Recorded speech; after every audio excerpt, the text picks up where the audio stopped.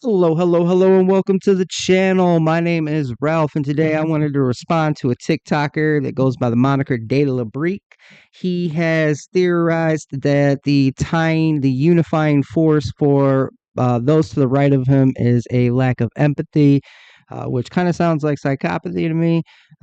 Ironically, those sort of mental illnesses are more prevalent on the left, but that's a conversation for another time. Let's go ahead and see what this guy has to say so I can respond. What's the common element getting people to vote for Trump or Republicans in general? Is there a sort of lowest common denominator that unites all these people? I have a unifying theory because there really are different groups all joining in common cause around this. And I've thought about, why these groups might come together. We've got evangelicals, podcast bro enthusiasts, rich people, bigots. And I think the unifying factor bringing these groups and certain others together is resentment at being made to care about people that they don't want to care about. Obviously, each of these groups have their own reasons for supporting Trump and Republicans. Rich people want lower taxes, evangelical Christians want to impose their beliefs on society at large, etc. There are also people in this coalition, however, who aren't that invested in these other goals or don't necessarily care about hurting people or anything like that. But they do bristle at the same thing I mentioned before, being made to care about people that they don't want to have to care about. They All right, so there you have his theory boiled down. Basically, he thinks that selfishness and a lack of empathy are the unifying force amongst conservatives or those that voted for Trump in the most recent election. And he paints a coalition of bigots, podcast bros, rich people, and evangelicals while conveniently leaving out the record voter gains among Latinos for Trump, and mainly boiling down to the economy. And then, of course, the what 48-year record high black vote for Trump. Um, these things largely put him back in office. But he can't acknowledge that because, well, one, it might damage his argument, his theory, and two, because to say that the lowest common denominator is this, and then is a lack of empathy and a resentment um, for others expecting empathy from them, he would have to, you know, if he included these two demographics, he'd be then criticizing, saying the same thing about Latinos and blacks, and of course, criticizing those demographics when you're on the left could result in central crucifixion, and he's well aware of that. So he is tiptoeing around this fact. But we're gonna go ahead and continue with what he was saying. they might even be willing to punish society more broadly for making them have to do anything that might benefit such people. We saw this in the pandemic, for example. So many conservatives just found it. Okay, before he starts talking about the pandemic, I just want to point out from reninc.com. It's a organization that tracks charitable donations. It says right here, Americans gave a total of 499.33 billion in 2022, which is 3.4% less than the year prior. Adjusted for inflation, giving declined 10.5%. So even down a full 10%. Still, Americans gave almost $500 billion in charity in 2022. These are the most recent statistics I was able to find. Point being, that actually is a larger dollar amount than the citizens of any other nation in the world. Now, you will see higher participation in charitable donations in other nations, particularly a few over in Asia, where there a couple places are have like 90% of the population reporting some sort of charitable donation. And now it is a considerably smaller percentage of people giving charity in the United States, but we at the same time have much larger populations, or tend to, not obviously China, but a lot of other countries. But at the same time, too, with lower participation, we are donating more dollars, more real dollars to charity every single year. And this has been the case for quite a long time. Uh, even right here from MP, oh, sorry, this one. From nonprofitquarterly.org, Republicans give more to charity than Democrats. But there's a bigger story here, he says. And basically, what he points out is that you will tend to see lower taxes in red counties and a higher amount of money given through charity. His argument, though, is that charities don't do as well, don't as effectively and efficiently and consistently support people in need as government programs, which seems like a really funny argument to me when you're considering this is the government that'll, pay like $10,000 for a toilet, or, that was committed to USAID and all the fraud and corruption that was taking place through that program, specifically to nonprofits. So it's like, yeah, I don't know about that. Of course, this was written in November 3rd, 2018. So it's obviously not aged too terribly well. Um, he also tries to make the point that we don't actually know where those charitable donations are going. So really, he tries to essentially diminish the fact that Republicans give more of their own volition, and try to bolster the fact and efficiency of government provided assistance. Um, which is funny, because this guy is clearly a leftist, and you might ask, Ralph, how do you know that? Well, I wasn't able to actually find a party affiliation, but it's pretty easy to discern where this guy leans based off another article here, an idea whose time has come, the right to a job. Now, in this article, he lays out that there is a representative, U.S. Representative Ayanna Pressley. You probably have heard her name before, advancing the political debate from merely arguing about how high the minimum wage should be to addressing a more fundamental issue, namely that our economy, left to the whims of private business, leaves too many without work. And he goes on to give a bit of explanation as to how this would work. Um, and then, goes on to continue to explain how it's going to work. This past May, NPQ published an article by economist Flavia Dantes, chair of the economics department at the State University of New York in Cortland. Blah blah blah. Um, let's see. One of the benefits of a federally guaranteed employment program is that it is, by design, counter-cyclical. When private sector jobs are plentiful, federal jobs will decrease, but when private sector employment falls, the federal government can pick up the slack. And yeah, it's all just basically, this is how it would work. Alexander described full employment as a way to address the nation's economic and racial imperatives. This entire article, nothing but a positive tone, no criticizing, no, pointing out that this is exactly communism. Um, this is exactly the type of stuff that the Soviet Union did, and when they ran out of actual jobs, they started having people just dig holes. They would have people dig holes all day, and then come back the next day, fill it in, start a new hole for no actual reason other than so that they could maintain high employment numbers. Um, so yeah, this is a joke.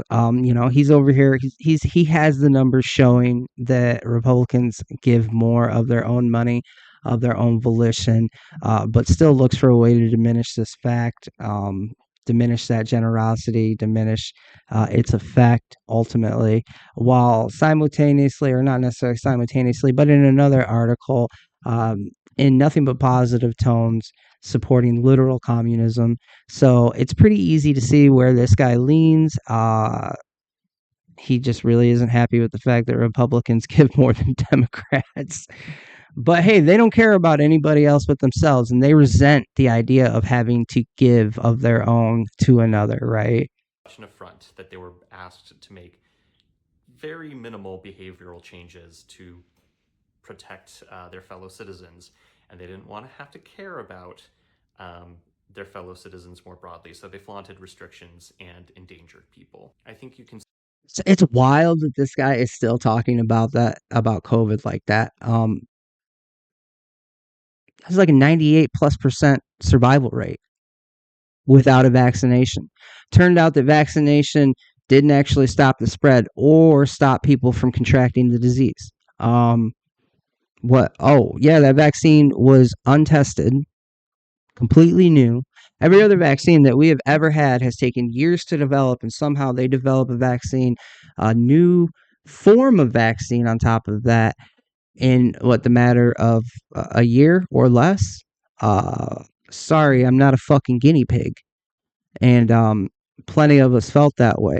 And then too, on top of that, all this talk about care and not caring about other people's. Wasn't it Andrew Cuomo that was um, locking COVID patients up in nursing homes, thereby exposing the most vulnerable to the disease? Like, it's absurd. He's talking about a government shutting down businesses, not allowing people to work, telling them they have to stay at home. That's not little. It was a complete suspension of most of our rights, honestly, or at least the ones that we expect to use on a day-to-day basis. But that's exactly a leftist thought process, is that your rights take second place to their comfort. But he's talking about people unwilling to bear a small discomfort asked by the government. Um, it's absurd. It's so absurd. It's completely paradoxical. These people tried to force untested drugs onto the American populace, tried to tell people you can't go to work and make a living. You can't talk about these things on the internet.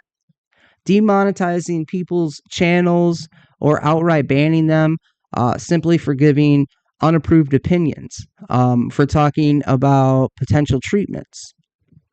It's a fucking joke. See this even in some conservatives supporting Medicaid because it's built in. They see how it's already helping people, but suggest that we go for something like universal health care or Medicare for all. And the thought of them potentially being asked to contribute more, even if it helps others, even if they themselves might not have to pay that much more, is just such a non-starter for them. One of the reasons I'm thinking about this right now is because of the news with Gilmar Abrego Garcia, with the Trump administration threatening to uh, send him to Uganda. And I think there are. Yeah, Kilmar, you gone to go. You came here illegally. Dude's got human trafficking charges. What are we even talking about? Ultimately, I'm fine with it though. If they want to keep on defending and supporting these type of people, all good with me because they're just digging the fucking hole deeper. It's like watching them all with a shovel, happily just digging themselves deeper and deeper into a hole, smiling, thinking that somehow you're gonna, I don't know, recognize the hard work they're putting in burying themselves and pat them on the fucking back. As keep it up, just keep it up. Multiple reasons they want to do this, but I think one is honestly to punish the American left for making conservatives care about people they didn't want to care about: immigrants, people of color. I don't think that this guy realizes that he's not making anybody care about anybody they don't want to care about. Or still don't care about them. That's why they're supporting Trump's deportation programs. Or however you want to put it. I do want to talk a little bit about where this feeling comes from because it's very human and it's very understandable. we all have groups of people we don't want to feel empathy for various reasons, or at least individuals we don't particularly care to show much empathy for. Broadly speaking, we've all had our kindness taken advantage of. We've all interacted with people who we could tell just weren't anywhere near as interested in. Okay, this is a funny one. He's talking about how their kindness has been taken advantage of. All the rhetoric Trump, spewed out about lock her up. I've said this before, concerning Hillary in the 2015 campaign season. Um, he didn't. He didn't go after anybody. Any of these people that he called corrupt, he may have fired a few people, but he didn't attempt to prosecute anybody. And then he gets out of office, and then the left thinks for a time that he is now politically unviable, though they continue to demonize him. And then when it became apparent that he was in fact still politically viable, they started prosecuting him. They tried prosecuting all sorts of people. Tried or did prosecute all sorts of people connected to him. They went after his family and the media. They levied against him a $300-400 million settlement or penalty. Um, what is this guy taking? What is this guy talking about? If anything, it was Trump's kindness in his first presidency that they took advantage of. And now, well, it's all turned around, and they're crying victim, which is what they're best at, is playing victim. These people could be standing over a dead body with a knife, and they tell you that they were the fucking victim. Anyways, In giving to others or helping us as much as we'd be willing to help them, which limits our empathy. again, Republicans give more to charity than Democrats. That level of it is understandable. There's a difference between maintaining healthy boundaries, informed by interactions with specific individuals, though, and taking actions to cause suffering or thwart people from helping other people through their suffering because you decide that your comfort and the potential loss of your comfort, even if it's just a little bit, is more important than, again, easing the suffering of people you don't want to have to care about. And I think that's a difference with a. You don't have to care about everybody. Like, the idea that you would care about everybody is in itself absurd. Anyone that tells you they care about everybody is a fucking liar. They are simply trying to display their own higher morality. These are self-righteous people that want to be viewed as righteous, and how they do that is by acting like you have to care about everyone and every little thing in the world, while at the same time being completely ignorant of all of the things that aren't directly presented to them and told by some sort of authority figure that they should, in fact, care about. Again, to reiterate, there are wars going on all over Africa, and never once do you hear any of these people mention those. The only thing you hear about is Ukraine and Israel. Um, Conveniently, the two conflicts that they are told to care about by the media at large. While someone that voted for Trump, not necessarily a Republican or even a conservative, nonetheless, someone that voted for Trump, I am aware of the conflicts raging all across the globe. And some of them are absolutely devastating. I mean, most of them, any war tends to be, the loss of innocent civilian life is assured anytime military forces, conflict. Um, but they're only aware of the ones that they're supposed to be. They're only aware of the ones that they can use as a political tool to further their ends. um, but he's going to remain happily ignorant of what's going on in the wider world outside of his bubble, and he's going to try and use that to present himself as a more moral person. It's ridiculous. A lot of conservatives. Um, the thought of them being put upon at all, any sort of imposition, is unacceptable, and they often push back against that. To be clear, I'm not saying that all conservatives have no empathy or that all conservatives are like that, but from my own experience and from just witnessing how people act in the world, uh, many conservatives have a very narrowly defined circle of people for whom they're willing to offer assistance, show empathy, and they do not like being pulled out of that circle and being forced to give to the people outside of that circle. I know this probably See, he keeps on saying force, and that's actually that's one of my major sticking points with the left, and always has been, is that they are willing to use force to execute their goals. They will use force against their fellow citizen to make them, you know, uh, support the programs that they deem legitimate. And it's funny that he's saying it's so ironic that he's sitting here and he talks about how evangelical Christians want to force their morality upon other people while sitting here in the same video talking about forcing his morality on other people. This is the left for you in a nutshell. also comes across as character assassination. I'm not trying to say conservatives are irredeemable or, again, that no liberals, leftists, whatever, are like this, but it's something I've noticed with conservatives.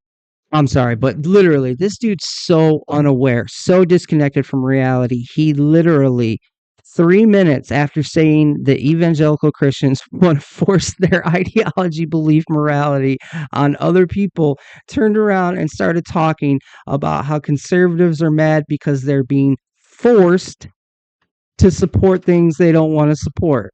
He says care about people they don't want to care about. Realistically, support programs, organizations, policies that they disagree with. He's talking about enforcing his own fucking views on people while criticizing others for the same thing. It's absurd. Conservative attitudes.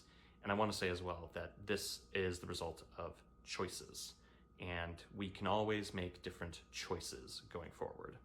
What even is my point with all of this? I think there are certain actions we should take with this in mind. Longer term, we need to make sure that we expand people's circle of empathy, who they're willing to care about. We're not going to see returns in the short term, but we do need to start educating people now to inoculate our society against these kinds of attitudes.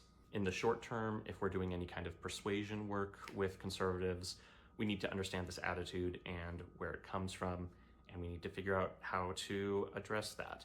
Maybe it's saying, like, hey, I get that you don't feel like you should have to help such and such people, but here's why it might actually matter to you, or why it might help you in the long term, or I don't know, and anything that addresses that underlying concern. At the very least, we have to acknowledge that that's there.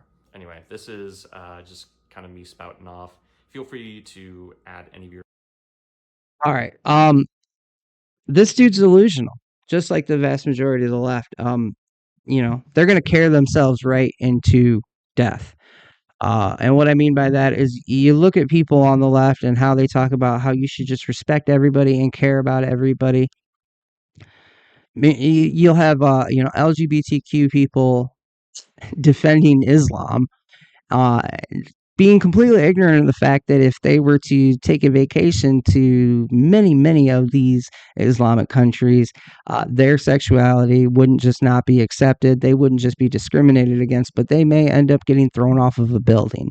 Yes, that is a thing that happens in Muslim majority countries in the Middle East. They execute gays and lesbians for simply being gay and lesbian.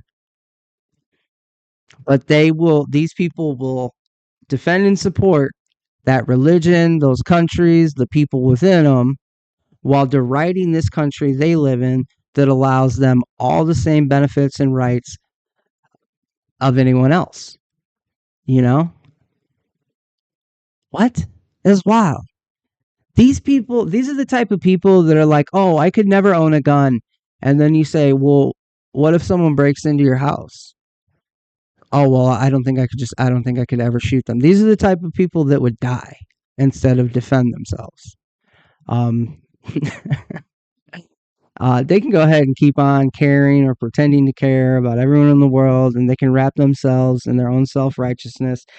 They can believe themselves to be the more moral side of the political spectrum. The reality is, these are ignorant, kumbaya, hippie-ish children living completely unrealistic fantasies. I don't know if they have for those that do truly believe that this nonsense that they spout.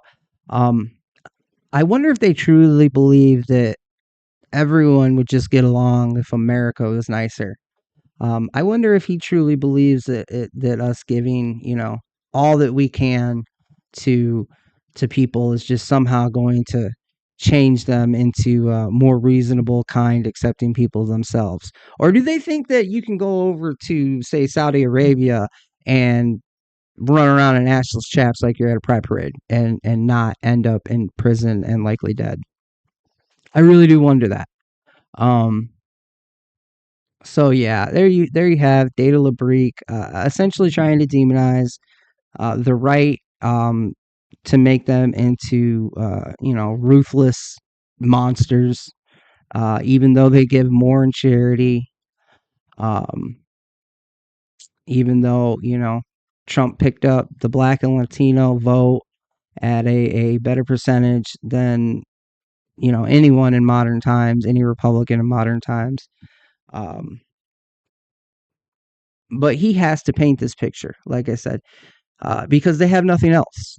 They've realized that their policy base is completely unattainable to the wider American public, and they've got nothing good to present. So their only avenue of attack is literally just ad hominem, you know, literally just shame and bullying. Um, But as I've said, essentially every video that I've made, the left is dying. We are watching the swan song of the modern Democratic Party. Uh, these are just the words of a thrashing, dying animal. So that's going to be it for today. Hope to see you again tomorrow. Like, comment, share, subscribe. Uh, Later, Gators.